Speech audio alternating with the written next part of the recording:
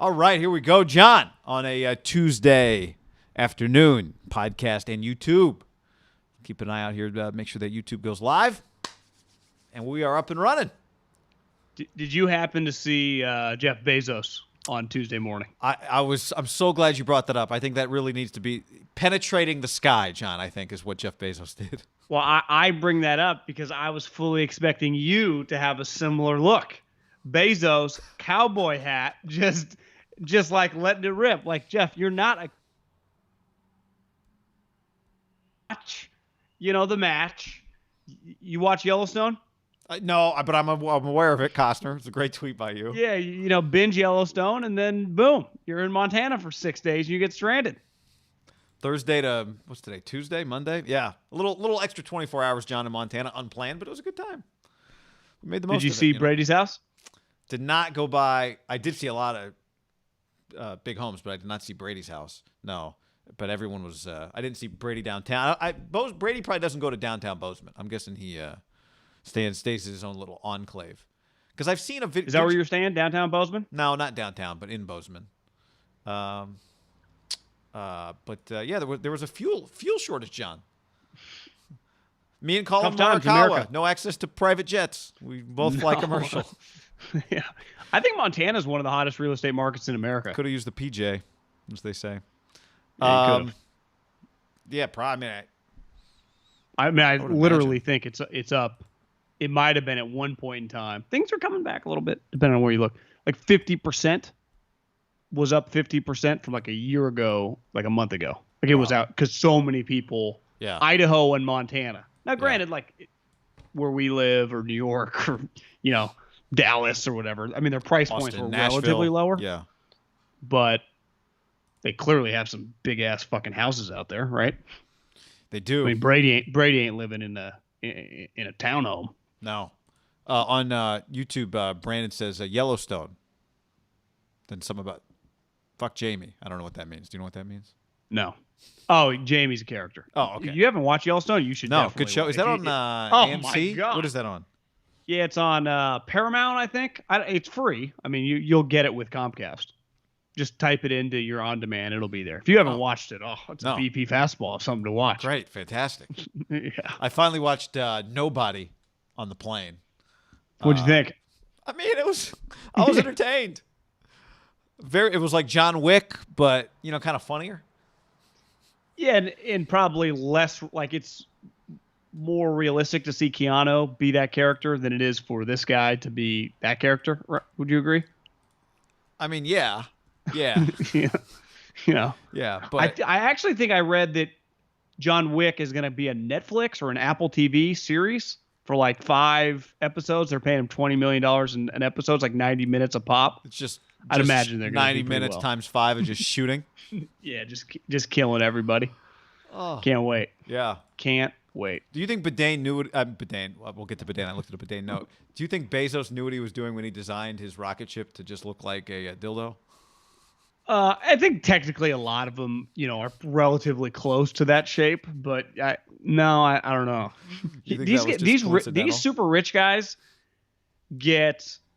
And listen, I mean, on social media, everyone's shitting on them like they should be curing the world. I would imagine they do more to help people out than 99% of any business, right? They have this dream and they do it. I wouldn't do it, but I understand it. The joy that Richard Branson and Jeff Bezos got from going to space is clearly joy that I would imagine they haven't experienced in a long time in their life when you become that rich. I didn't realize how somebody sent me today a magazine cover from like 2008. And the cover was, I think, Wired magazine, and it was Elon Musk, Jeff Bezos, Richard Branson, and the dawn of the private space age. And this is it's from 2007. And by the time they wrote about it, these guys have probably been at it for a while. I haven't read any books. I mean, there's books about all these guys. I knew kind of for a while. You kind of knew that Branson was after it, right? But I don't think I realized. Bezos. I watched Bezos' press conference. I mean, I treated it like a game. I just turned on television. He's sitting down with his brother in a cowboy hat and like some chick who also must be an astronaut. He had said he had wanted to go to space since he was like 8, 9 years old. Yeah. Might have even been younger, like 5. Having watched the Challenger documentary, our generation came after that. There is a generation and just people born at a certain age that going to space was like winning the Super Bowl. I mean, it was a really, really big deal. Being an astronaut, yeah. Being an astronaut, they were allotted to be rock star, superstar, heroes. Like I'll never forget being pretty stoned on ease.com, watching the Challenger and thinking NASA hit a point where they got pretty cocky. Right, like they were going to space, doing great things. Neil Armstrong had this incredible 10-year run of doing actual astronauts accomplishing things. Then they're like, let's just take a third grade teacher, a dude that owns a pet store, and 5 other people. And it went completely wrong. It obviously blew up.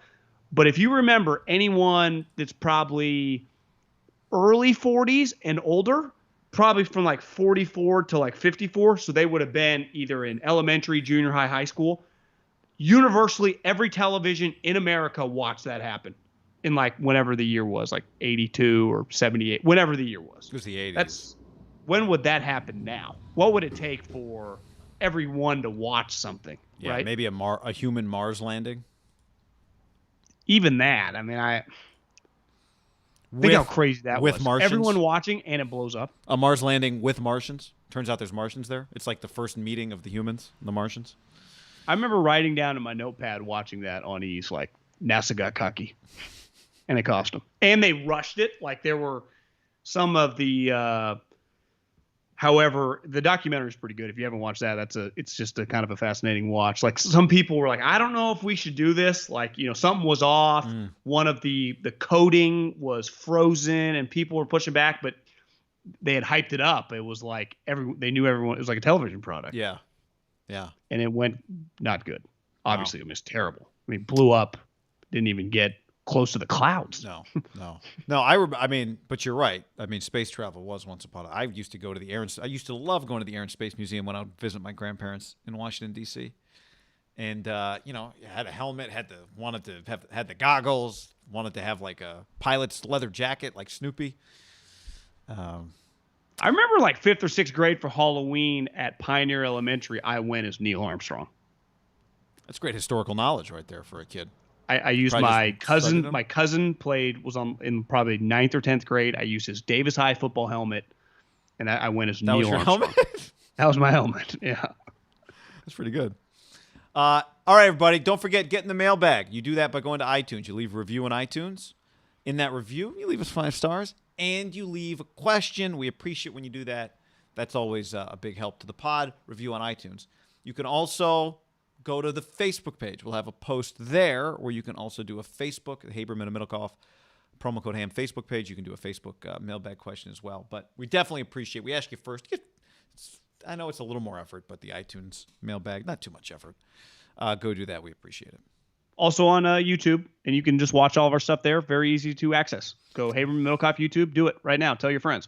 Camps are opening up here pretty soon, John. We're going to have football. It's coming. The Niners report a week from Tuesday, if you're listening to this, Tuesday or later. I saw 3 teams, the rookies report in the next couple of days, the Bills, the Colts, and the Ravens. Fantastic. Football is here. Football is here. And as a lot of people are saying in the YouTube chat, Alex, Cam Akers out for the year. Anthony, Cam Akers out for the season. Yes. So we will talk about that on the show today for sure.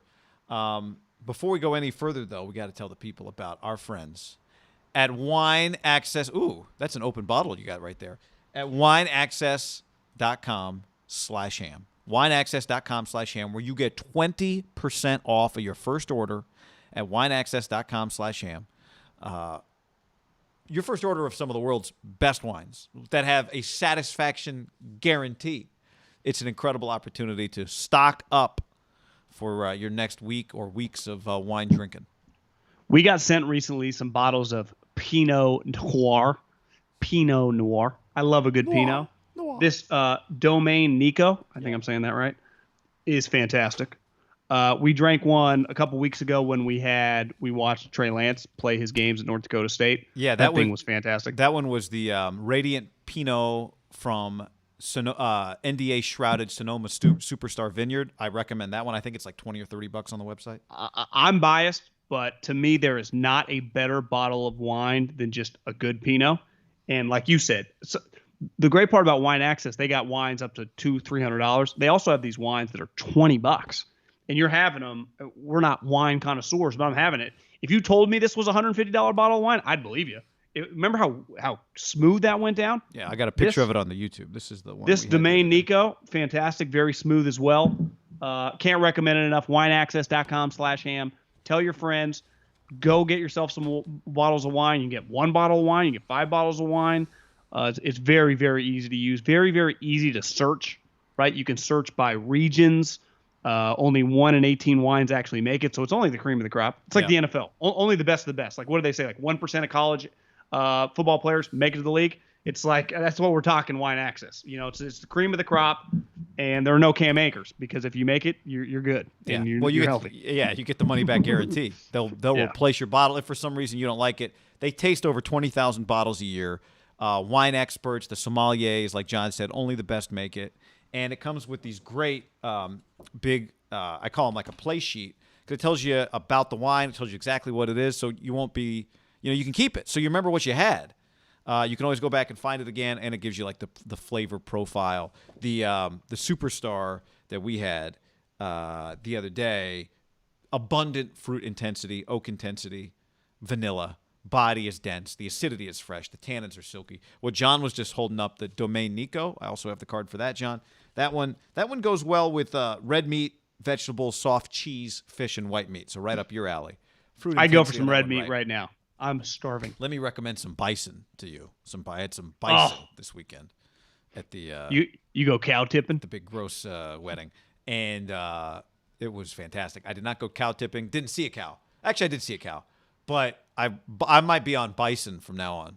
No, not all the fatty. I mean, bison is where it's at. I'll tell you that right now. See any open guys walking around with weapons on their side? No, but I did shoot a shotgun for the first time in my life, and I sustained some bruises, John.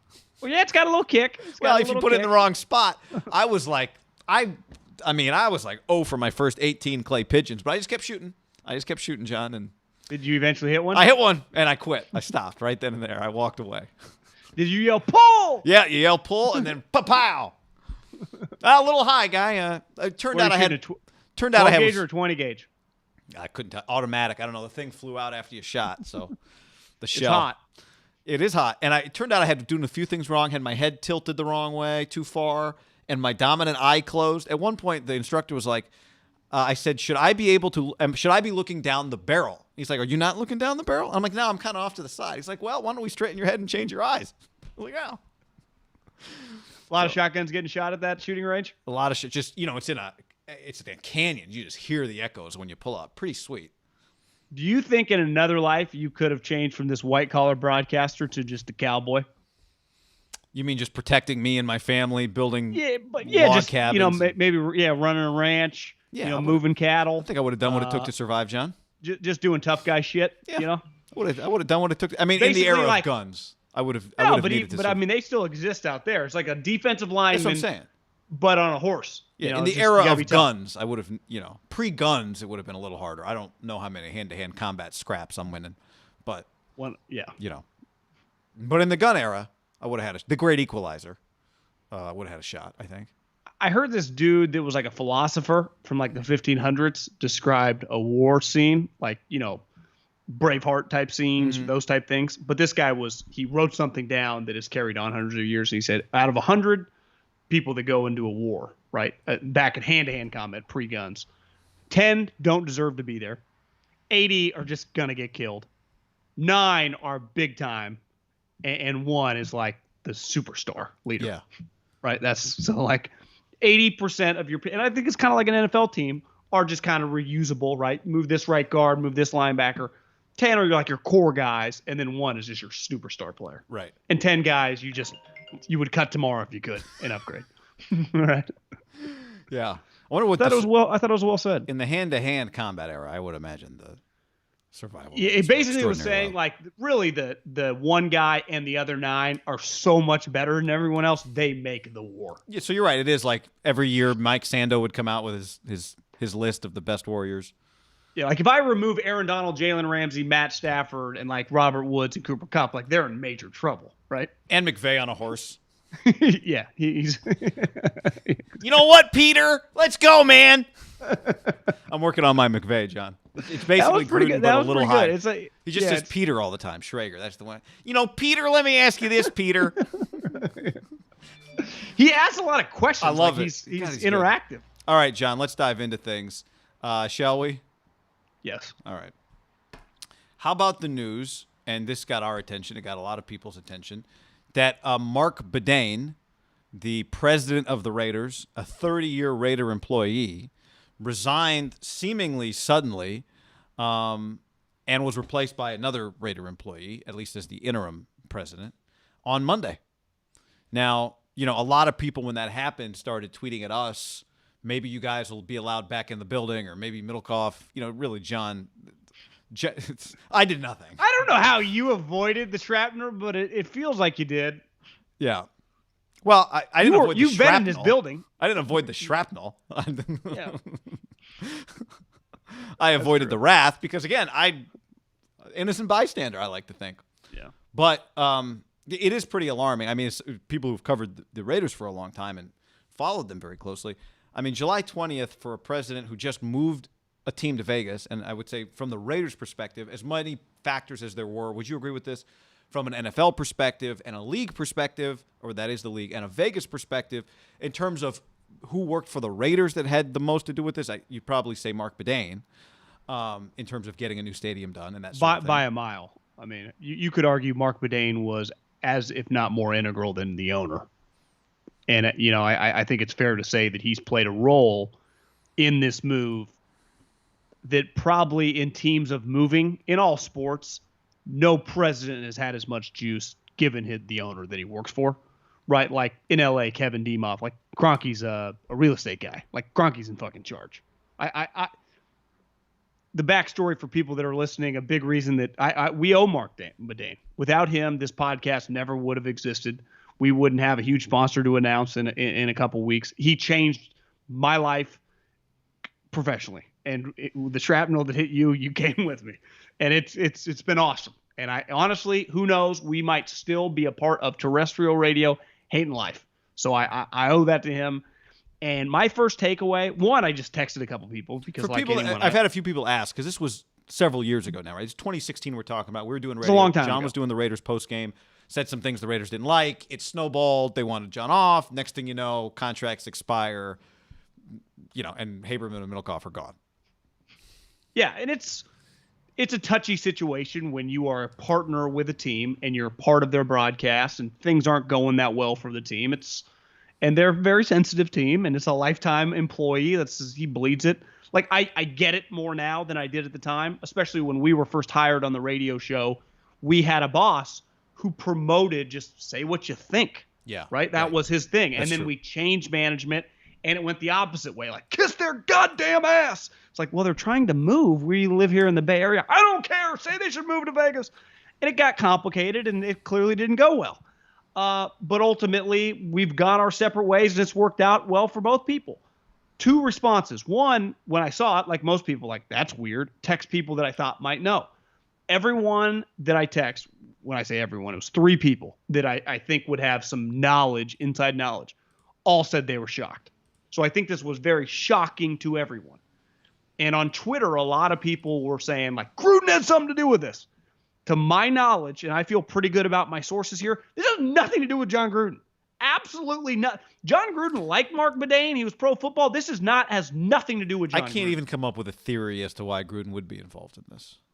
Well, some people had insinuated that Bruce Allen, he would get Marc Badain out to get Bruce Allen. I had a league executive told me, under no circumstances would the NFL, not that even though I'm not saying Mark Davis would want to or John Gruden would want to, would they allow Bruce Allen to be employed right now in the NFL? What just happened in Washington?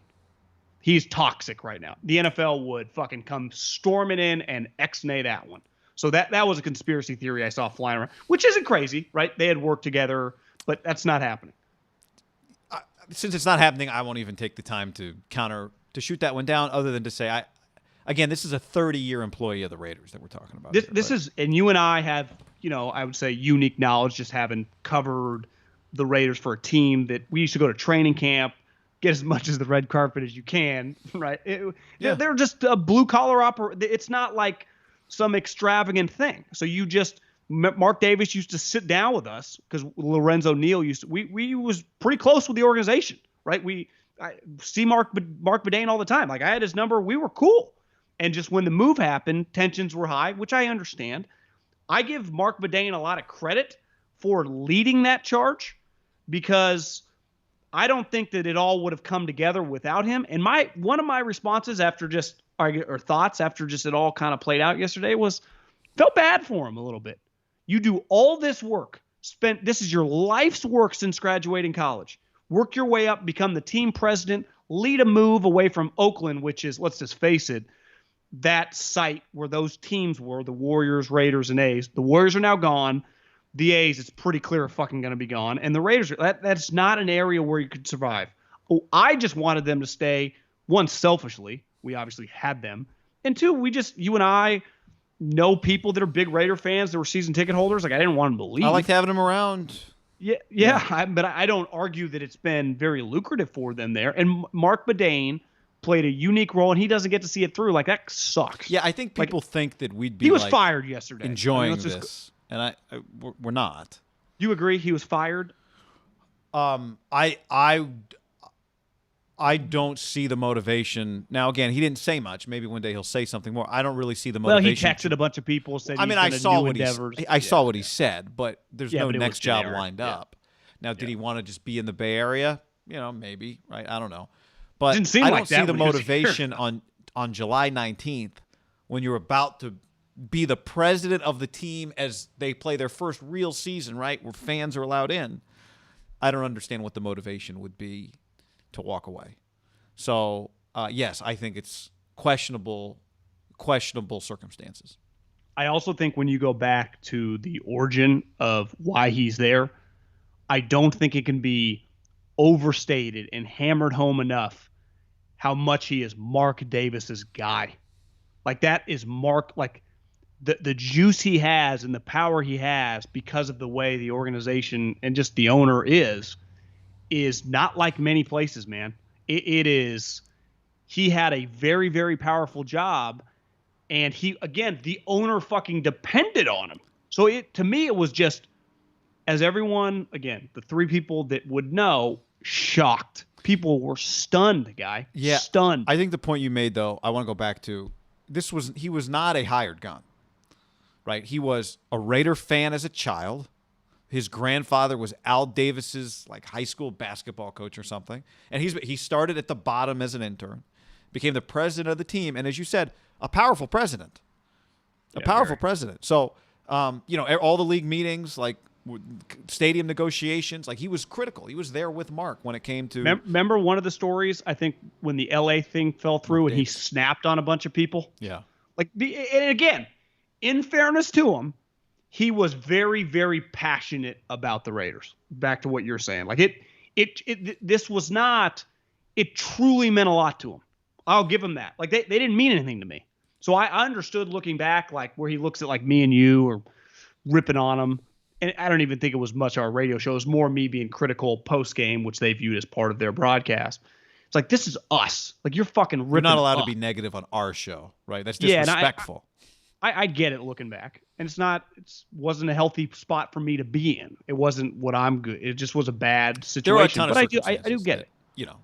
It's management change. You go from a manager who's good at protecting the employees, which is a good manager, protects people from the things they don't need to know, the noise, and then in turn you get somebody who, the tail wags the dog. But you can't deny that it's weird. It's weird. And I don't, in the end, is it the worst thing in the world if an organization eventually turns over and has some people from the Raiders historically have not had people from the outside in, right? Well, they rehire coaches. Yeah. Right? So, but again, we'll see. He got the job initially. He was the interim president when he took over for Amy Trask, and now the guy that replaced him is the interim president. Maybe he'll become the president. Maybe he won't. Wouldn't. What do I think is likely? I think that cycle continues, but it wouldn't shock me. I'll be stunned, guys. Yeah, I will be too. But I will say this: you're in a different world now. you're in Vegas. A lot of people had to pull strings for you. The NFL and the state pulled a lot of strings for the rate. They're the ones that, So now do you owe I could see a people casino, things like that, if you told me a former MGM executive, something like that, that's possible. Yeah. There are a lot of people who I would think would view that job as one they would want to go get, because at the end of the day, it's an NFL president job. How many NFL presidents just walk away because they want to walk away? Wouldn't the NFL, I would say, Roger and his crew want to influence this? I mean, it's a big deal to have in this market now, right? Absolutely. Maybe they've got somebody they'd like to put there from the league office. I don't think that's out of the realm of possibility. So, yeah, stunned would be strong. I'd say that's an option. But that is their history. To your point, that is their history. I don't think it could be overlooked, the casino impact on Marc, right? Hey, we got a guy we'd like to do that. Why would he not listen? I got a big-time business guy that knows a bunch of people. That, to me, actually feels more likely than the NFL getting involved, Marc hiring someone, Vegas ties. It would make sense, right? Someone with access the guy that just local sponsors and all kinds of things. Well, like the Pac-12, the commissioner who just took George over. Kliavkoff. Someone like that in that world. Right. Yeah. I don't know what it means for them, like wins and losses, but it's... Well, it doesn't mean anything. It'll just be interesting to see organizationally the next 5-10 years what happens, right? Is Mark Davis the owner of the Raiders for the rest of his life? Whatever. Yeah. Or clearly he wants to be, right? I would think, unless he gets in trouble, they can't force him out, him not going anywhere. But if they did become available, just the power of Vegas, how cheap it is, the no state income tax, it's a very, very business-friendly place, right? So these business guys, and let's face it, I would imagine a lot of people in the league that aren't quote-unquote California people. Like, I know Jerry likes Stan. Jerry has to think it's fucking insane that he spent $6 billion. Like, just the costs of everything. Do you know what you can do in Vegas? What would they go for, guy? Like, you see some of these fake numbers. If the Panthers are going for $2 billion, the Clippers are going for $2 billion, would they fetch 4.5? Yeah, I think 4 is the floor. The Vegas Raiders with a brand new stadium. Yeah, 4 is the floor. And 4 is a lot of money. I mean, we're asking like it's just like chump change. We always make it, but there's only so many people that can afford it, right? And then you got to cut that list into people that would want it. He would get 4 with ease. I'm just looking here. The Forbes annual valuation in May was 3.1. So you can go ahead and add one bill just for the bidding process. Yeah. Right. Put it on the market for 3.2. Let him eat. Yeah, no, yeah. You put it on for 2.9. Attract more. You only do like a 15-minute open house though. No contingencies though. You do not get to look inside. There's absolutely no contingencies. And then you also get, the NFL has to approve. I would say though, whenever, and I'm not trying to get ahead. Again, I'm not rooting for Marc to fail or anything. That's it will be. You and I do root for Mark Davis. He's always been cool to me. I understand. Same. I haven't seen him in a long time, but not since Napa several years ago. But he would. You could walk up to him and have a conversation, and we did. I do think it's fair to say. I mean, he's 66 years old. He doesn't have any kids. I think that we know about. That coming down the home stretch, like it will be a historic day one day when the Davis family no longer owns the Raiders, right? Yeah. I mean, Al Davis is on a short list of the Steinbrenners, the buses of just most famous owners in the history of sports worldwide. Absolutely. Has to be, right? I mean, there aren't that many organizations that are still family owned, never been up for sale. Rooney's, the Hunts. It's a smaller list. And I think you're starting to see some of these people dying, right? Pat Bowlen, the Seattle Seahawks, Paul Allen. Like, I do think we're going to see. Isn't turnover somewhat inevitable with the prices? Some Especially of these kids aren't going to like it as much. The money is so massive. All the cousins can get paid. Wait, we can get $4 billion. I saw someone say like if the Broncos ever hit the open market, fucking the line would be long. What do you think would go more if they both hit the open market? The Denver Broncos or the Vegas Raiders? It's hard. I mean, my gut instinct is Raiders, but Denver's a pretty valuable marketplace right now too. I mean, and will be historically. The Broncos should go more than the Raiders. I do think the Vegas draw and the new stadium. I also think you could convince an owner the brand is. I think the Raider brand is bigger nationally. I know sometimes we think that, we go back and forth on it, but I do think that's it's a pretty unique brand in a league where it's just hard. How do you stand out? I do think we're going to see more and more teams just given. Wait, I can get $4 billion from my team. My dad, I don't even like football that much. It's going to happen more. It's going to happen more and more. Yeah. And in the contract, I get a suite to keep going to the games. I keep a partial ownership. Okay, let's talk about the news of the day. Cam Akers, Achilles injury, John. Major Rams news, and it happens, right as we approach the opening of camp, and it happens to a team that we think is one of the best teams in the league. And this is a guy, as you reminded me before we started this podcast, their second-round pick. But it's a reminder of what happens in football. I think we kind of forget in the offseason. Maybe forget's not the word, but you just start building teams on paper, going 9 wins, 10 wins. That's going to be a tough week 4 game. That's going to be tough week 16. Oh, this matchup, Monday Night Football, week 8. I bet they're going to flex to this game, week 14.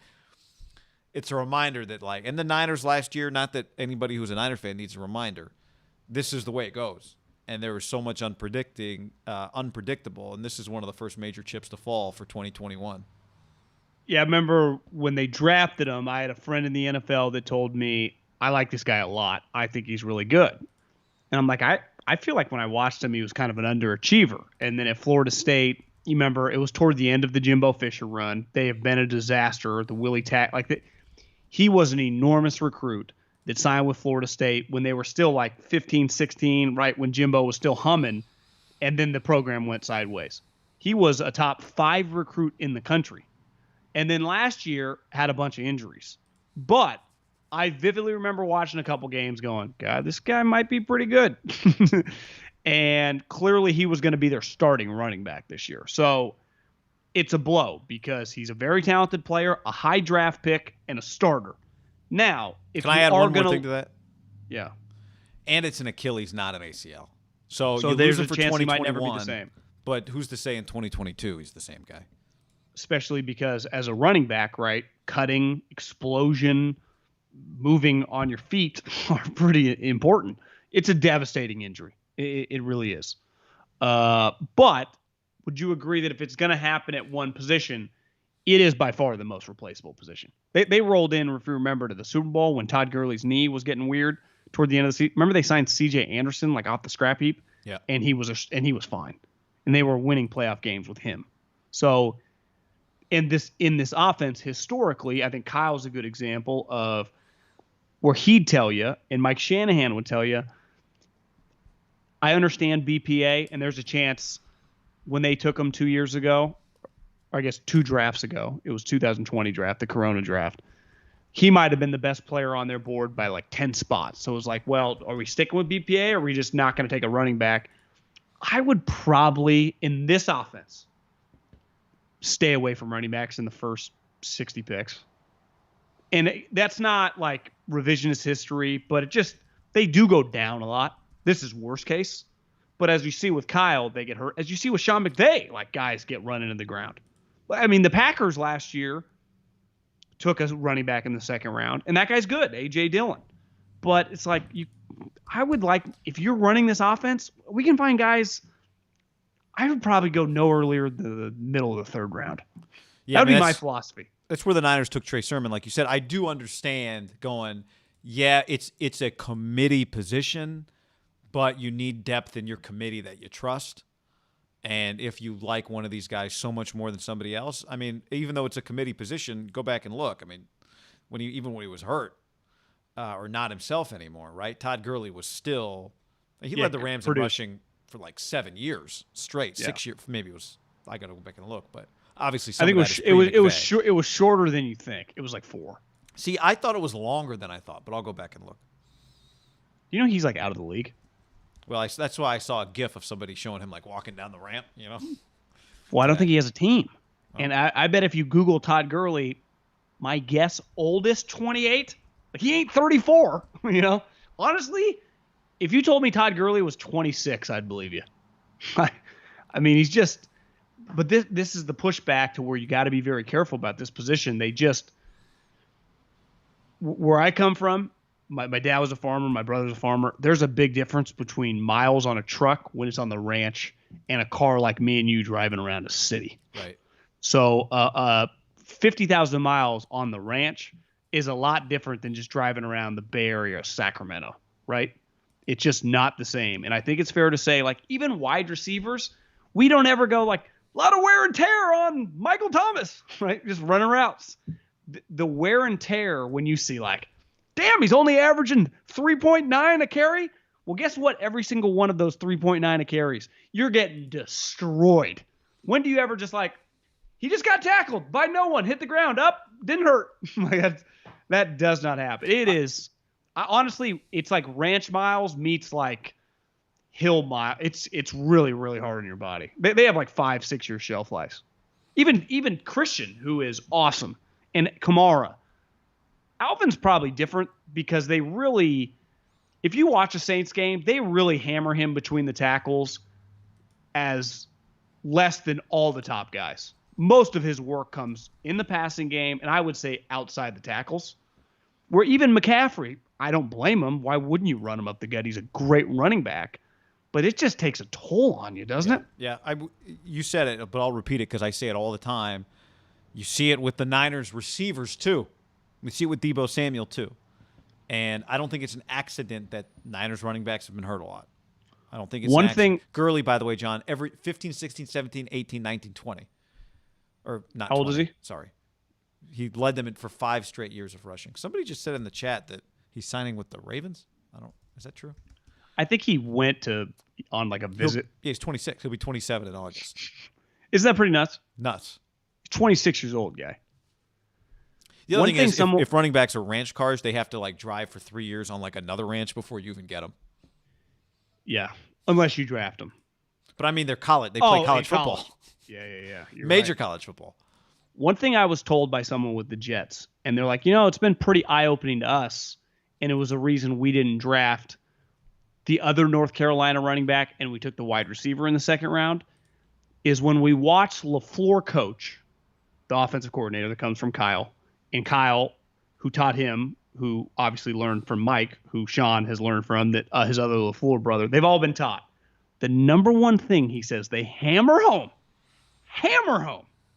finish strong, finish north and south, finish up the field. And you watch the Niners, you watch the Rams, you watch the Packers, it's just and it's like the Jets, when they philosophically talked about, remember they had a top pick in the second round. Should we take the best running back on the board?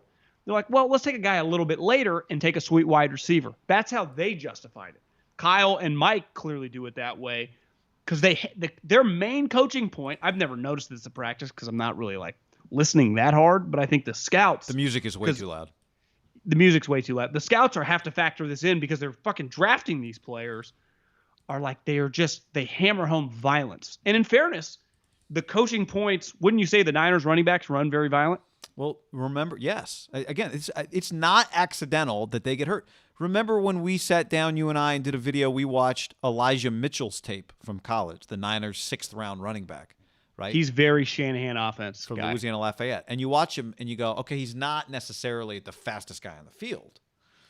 But he has one mission, and that's to run a straight line forward as fast as he can the second he gets the football and not slow down for anybody. And you love it. You love, like, that style of football is awesome. But it is this ain't the greatest show on turf. Go down as soon as you catch the football. Right? This is about yak. Yeah. This is not about sliding and just taking your 14 yards. I think they really hammer home punishment. And it's why actually I think if you look back and did a deep dive, why so many later round guys can truly excel in this operation, starting with his dad and starting all over now with these guys, is because if you're an undrafted free agent or a 7th round pick, and I would imagine those first couple training camp practices, you truck a guy or run through a guy. Can you imagine what that coaching, when just the coaches meet, they fucking love him. They're like, oh, this guy's got a shot. And he's already, no one I bet jumps up faster through like 2 training camp practices potentially than a running back in this offense. Like this guy might make the team. I can't wait to watch this guy in a preseason game. Let's get this guy more reps, coach. Yeah, playing with desperation. Yeah. And here's the other thing: there's opportunity. You can't play like that for 5 years. No, but there's opportunity on all these teams because you're like, you remember looking at the Niners depth chart, running back over the years, even last couple of years. There's 5-6 guys. How's anybody going to make an impact? Well, there's going to be opportunities for everybody. We've seen it. Jeff Wilson Jr., great example, right? Yeah. You play in this. There's just opportunities for everybody at that position because you need them all. I'd probably rather play running back for like Sean Payton or Andy, where they just throw me the ball and I can get out of bounds. Oh yeah, just. Clyde's like, God, you guys are crazy over there. Andy, give me my 70 catches. No doubt.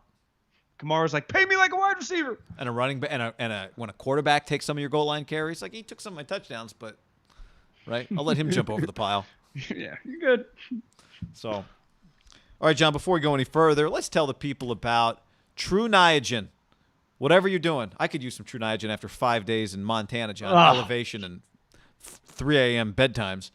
True Niagen, no matter what you're up to, the hiking, the biking, the weight training, True Niagen fuels your body's energy engines, maintains cellular metabolism, and even supports heart health. Go to TrueNiagen/ham and then use the code HAM to save 10%.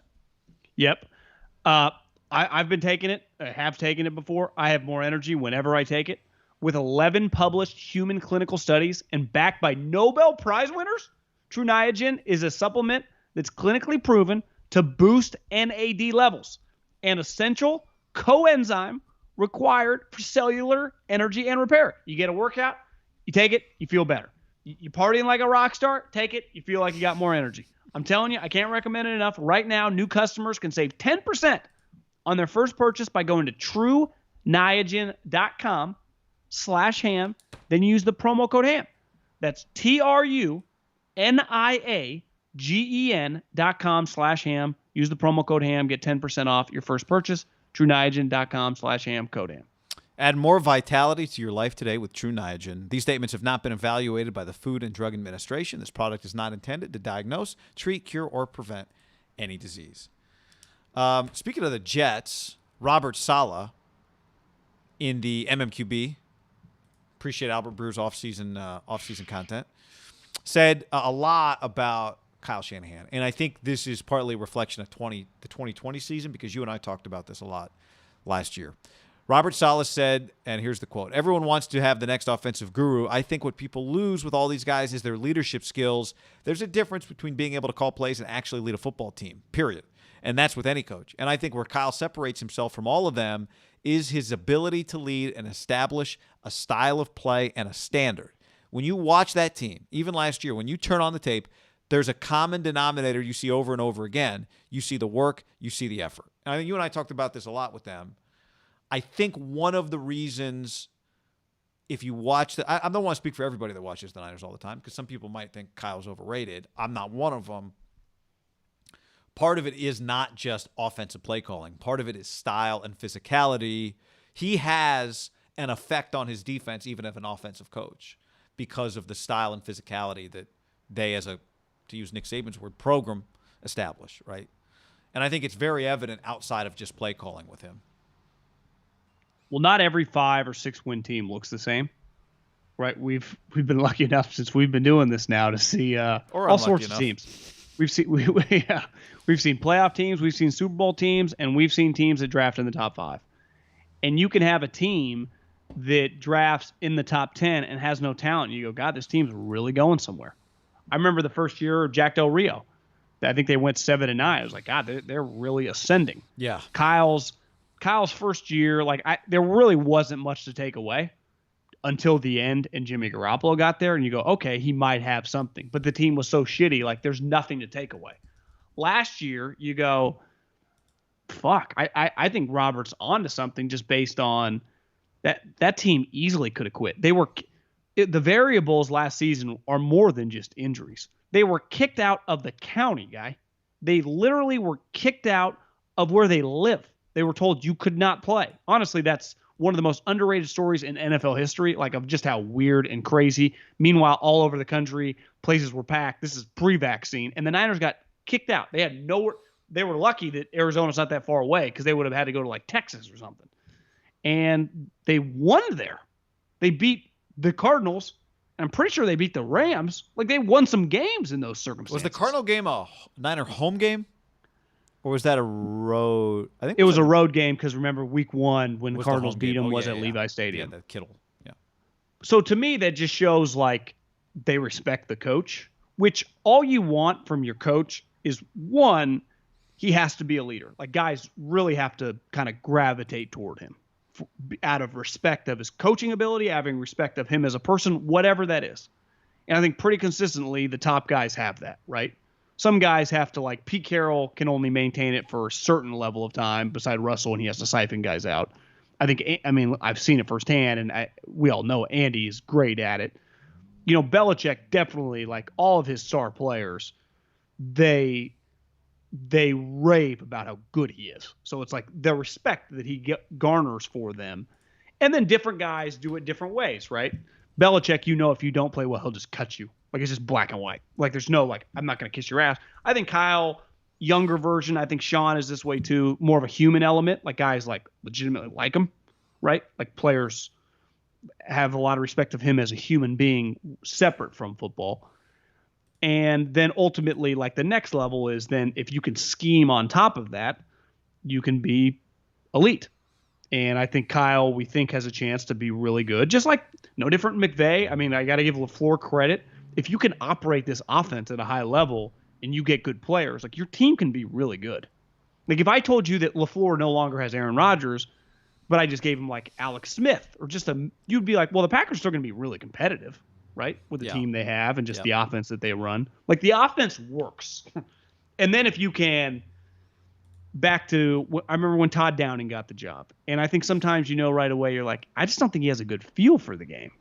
And then you watch other coordinators, even if they don't have the talent, you're like, God, this guy's got a good feel. I remember Stefanski 2 years ago with the Vikings. You're like, this guy's a good offensive coordinator. The ebb and flow of the play calling. If you have that in this offense, it works. If you factor in your players really like you, you should compete for the playoffs. Then once you get in the playoffs, it's a whole nother level. But like, it's why I think they should be in the playoffs this season, the 49ers.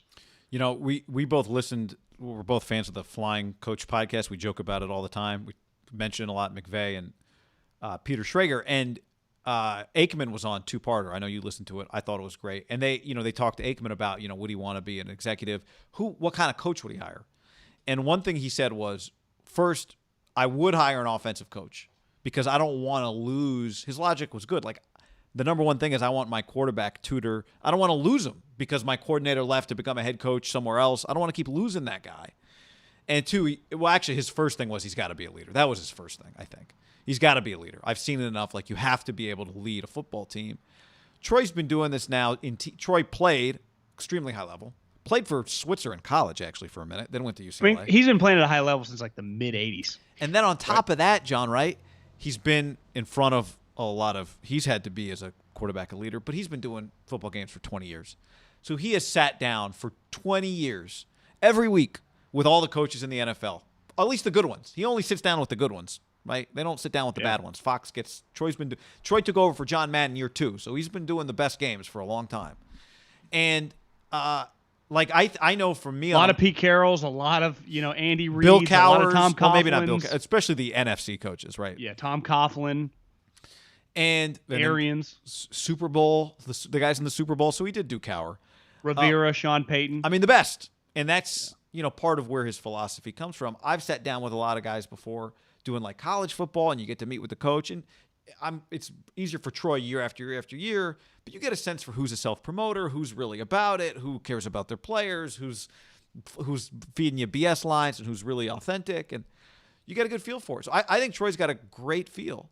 A great feel. As good, like if we wanted to talk about, non-GM, non-people who actually hire, whether or not he would find the right guy, I don't know. But he laid out in that podcast what his kind of blueprint would be. And I think Kyle, he wasn't talking about Kyle, but I think Kyle would check every one of his boxes. One thing I think has changed a lot now is like, I think back in the day it was really important for a guy to get up in front of the team and just blow you away. And just have a Bill Parcells presence. I remember when I went to the Super Bowl 2 years ago, I didn't go to the game, but was just there that week. and I went to go see Veach. And then another buddy of mine that's on the scouting staff, they were staying at like this incredible, like, I think it was like Mar-a-Lago or so. I mean, it was stupid. And we just had coffee and fucking hung out, had snacks. I mean, it was sweet. And he was like, Jimmy Johnson talked to the team last night.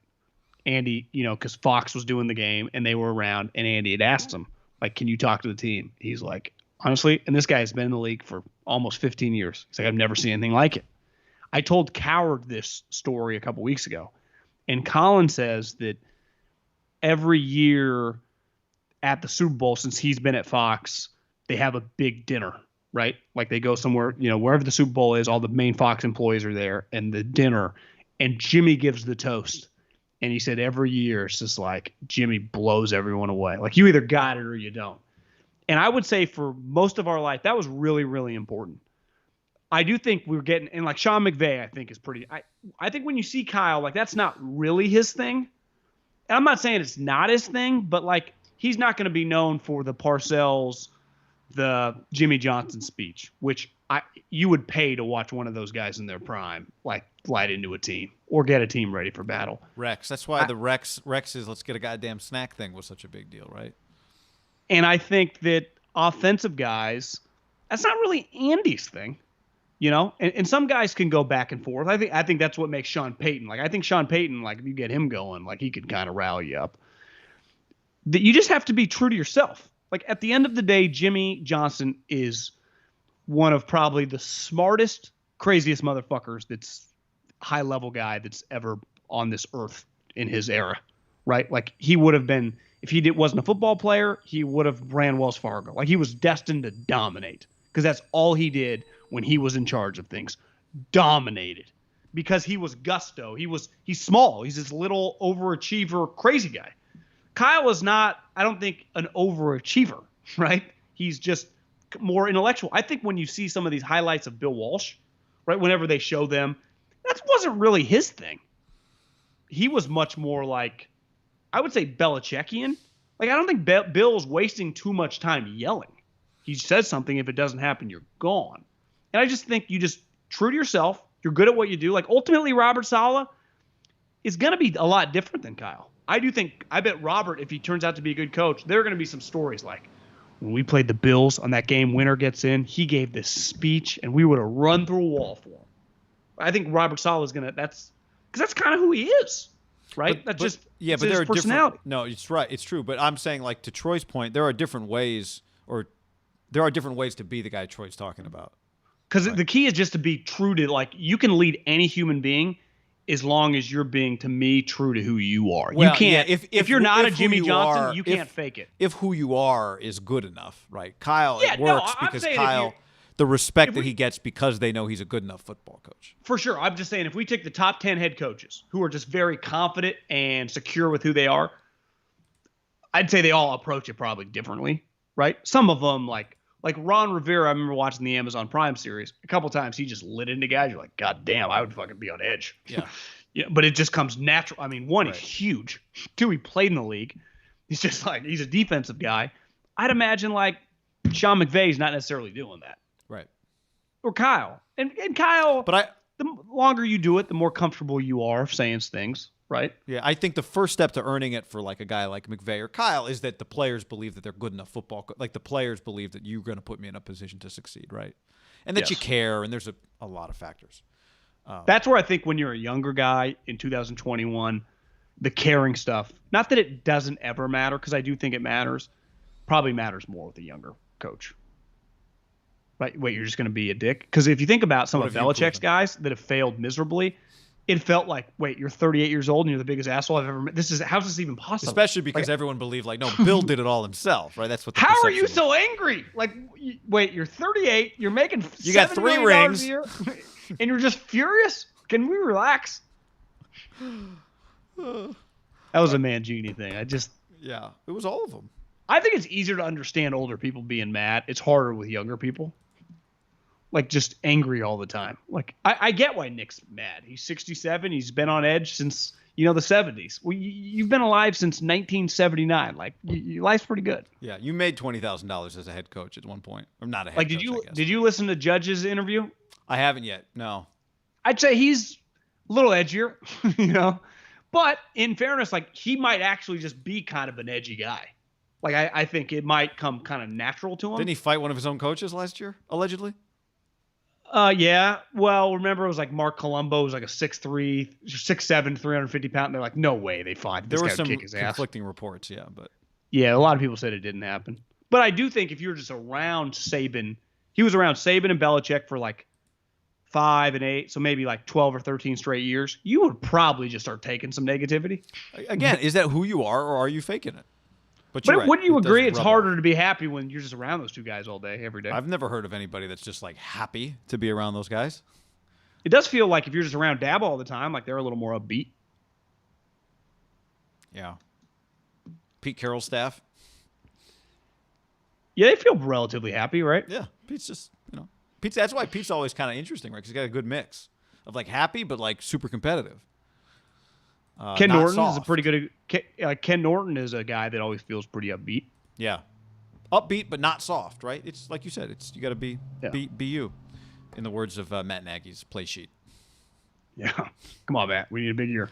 What else? A few other things we want to hit. Aaron Rodgers, John.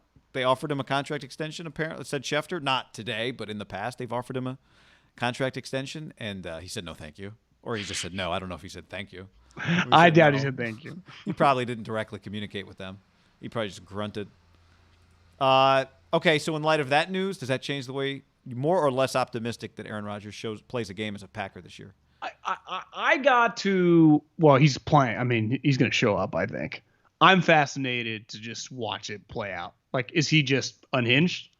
Or once he's around the guys, is he cool? Is he more normal? He's so subtle to begin with even the mean things that he does, right? Unhinged is too strong. I just mean, is he more likely to just weakly say, like, yeah, I don't even know. I don't know.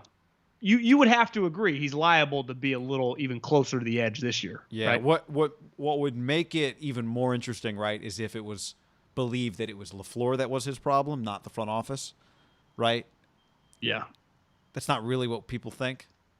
It's hard. It's going to be hard for him just to be this raging dick when like you're around David Bakhtiari and Devontae Adams, who are just like elite players who are just want to be there. Like it's hard. It's harder. It was easier for him to say that when they lost in the NFC Championship game. He knew he was leaving. Are they winning games? Because if they're winning games, then how are they not going to win? There's not like somebody to blame in the post, right? Like it's one thing when you kick a field goal, when maybe we thought you should have gone for it on fourth down, right?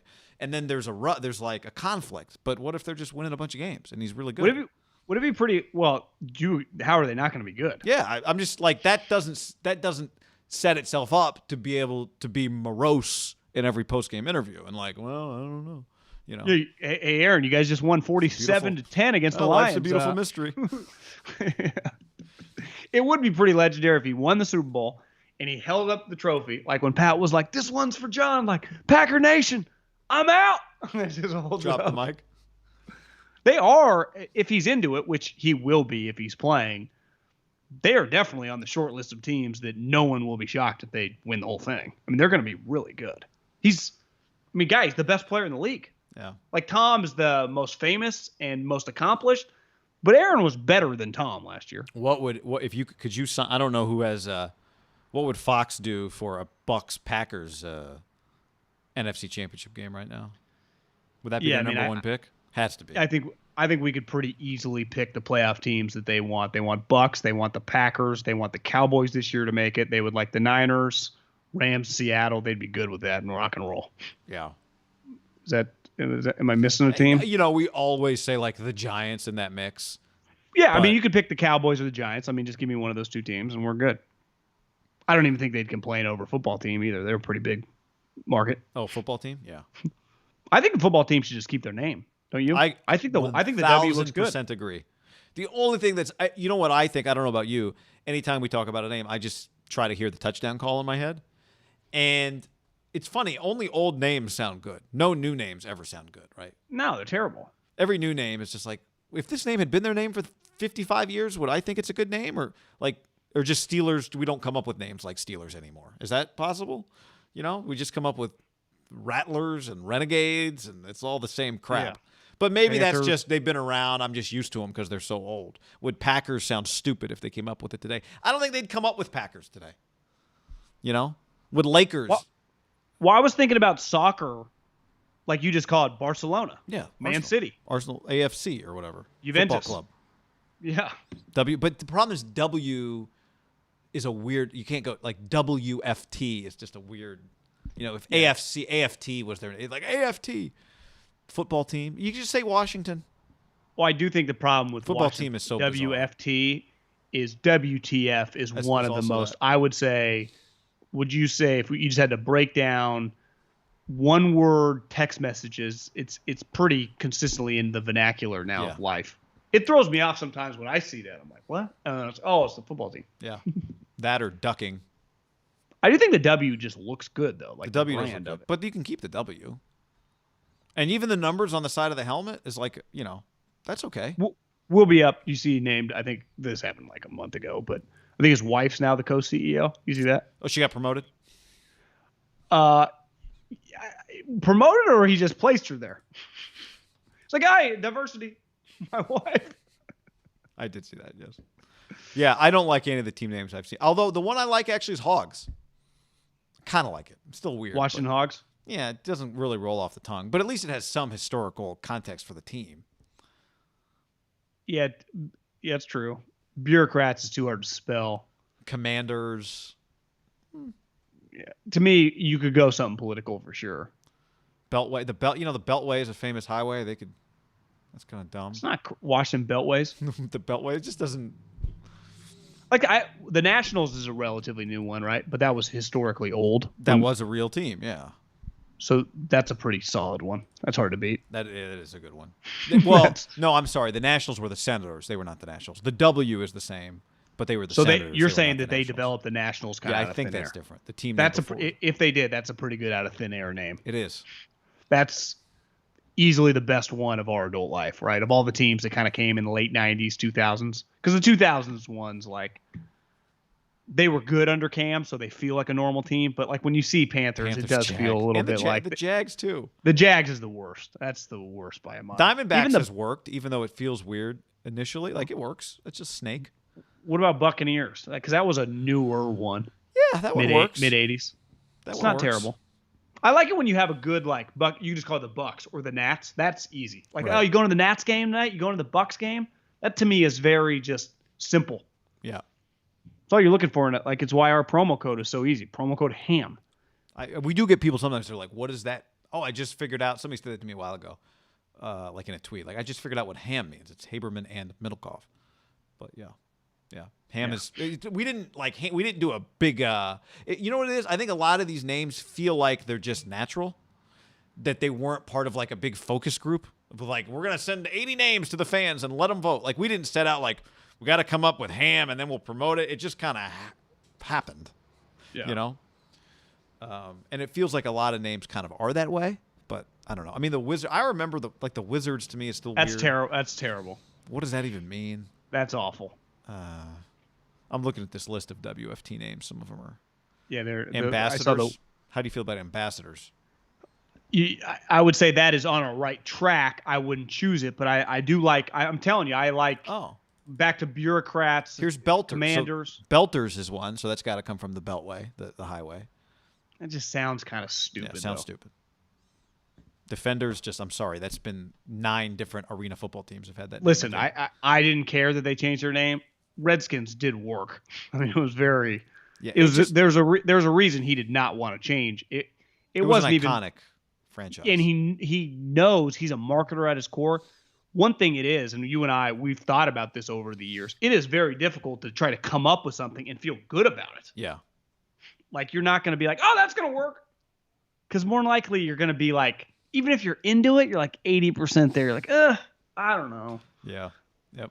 And there's no coming back. Like, you couldn't just name it the Hogs and 2 years later be like, I did make fun of them for going with the football team last year, but I get it. It's not a decision you can rush. Well, you cannot. And I think a lot of people, again, social media, it feels like are kind of ripping them. It's like, what are they supposed to do if they're not comfortable with a name? Yeah, I mean, I've made fun of them too, so I can't. But what's the worst thing that like some of their players, like, what team do you play for? Oh, the football team. To me, the worst thing is just the touchdown call is terrible. Touchdown Washington. Yeah, that's what you say. You never get to mix it up. But sometimes, some teams you don't. I'm trying to think like. We'll just call the name. Touchdown, Yeah, you just say Washington. Terry McLaurin. For sure. The worst actually part was the Fox graphics where they would put up the team like big old Packers and there was just like football team. But we just changed the name of this show to Podcast. Welcome to Podcast. You think podcast ever changes, or do you think it just the word? Yeah, it's a good question. I mean, TV hung on for a long time until it literally changed, and now there's stream. Oh, I streamed. I watched Netflix. I watched Netflix the other day, right? You didn't say I watched this Netflix show on TV. You say I watched Netflix. Even though you're always watching it on television. I guess you can't watch it on your iPad or something, but yeah. But feels like podcast probably in for the long haul. It's an easy one, easy spell. Like who's changing it? Because technically a podcast is an audio stream, correct? Right. Yeah. But sometimes you call it a show. Do we call this a show or do we call it a podcast? When it was only a podcast, it was just a podcast. But now it's a YouTube, so is it a show also? Yeah.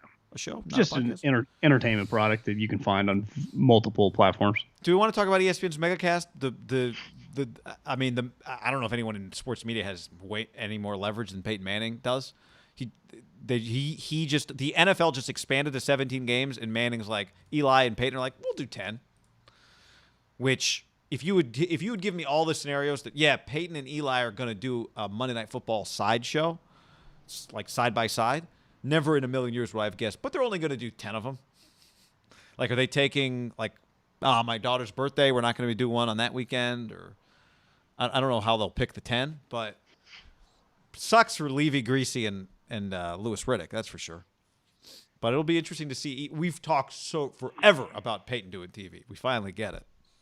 Well, they tried to replace those guys last year when Tony Romo turned them down. So it's like it's one of those where I think it would be a lot more bizarre if you were doing this to like Al and Chris, Troy and Joe. Now, obviously, we know this would never happen to them, but it's happening because of the juice that these guys have, which is none. And listen, I've known Louis now for over a decade. I think he's clearly a very smart football guy. He should be doing games. But like in a million years, if they could choose, he would not be on Monday Night Football. Think about the people that have been on Monday Night Football in our life. From John to Madden to even like some of those random mid-2000s where they were Dennis just Miller. Hiring stars, right? It's a star-driven, I would say more than any other production. Monday night's supposed to be like almost close to like a movie meets football almost. Yeah, the other production that I think tries to is College Game Day. I would say that's a good example. And Fox definitely leans that way too. But yeah, I mean it's ESPN's done it for years with like the national championship game where they do a MegaCast and a side by side, and they do it with their StatCast. So this is stuff they've tried, right? Versions of this, but never this where the secondary broadcast is like clearly the headliner in terms of just the personnel. But here's what we know: if Eli or Peyton called ESPN and said, "I want to host," be the analyst for Monday Night Football, those guys would be told they're getting reassigned yesterday, right? Yeah. So it's kind of the elephant in the room with this. I would say the group since John left, they have not. Booger. Part of everyone's problem is like they had John Gruden and it was working well, right? They had a rock star and they lost him and they can't replace him. And a lot of guys they're trying to replace, because if you look back when they got John was really rich. But I think a lot of times the people they're going after now are even richer. And it's hard to get people. Like the most powerful to me word in any negotiation or any business sitting or talking money is no. When you can say no and someone in their mind's offering you something good, that's a fucking powerful thing. And Peyton now has probably been saying no. River said no.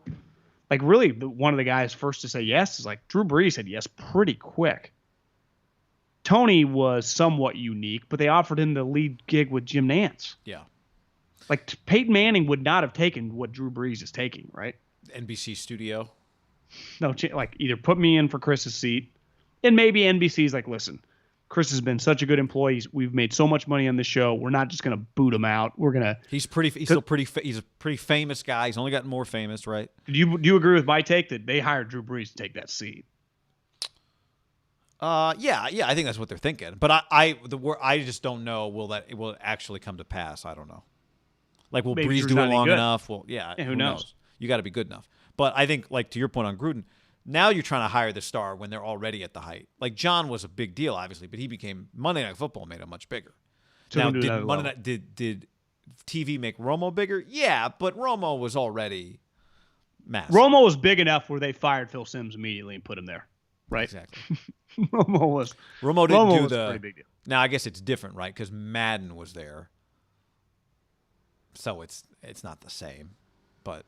It's like Aikman had to wait a year to take over for Madden, right? Yeah. They weren't going to take – Madden was so big, you weren't taking anybody and just replacing John Madden with that person. No, you weren't. It was his forever. So, anyway. All right.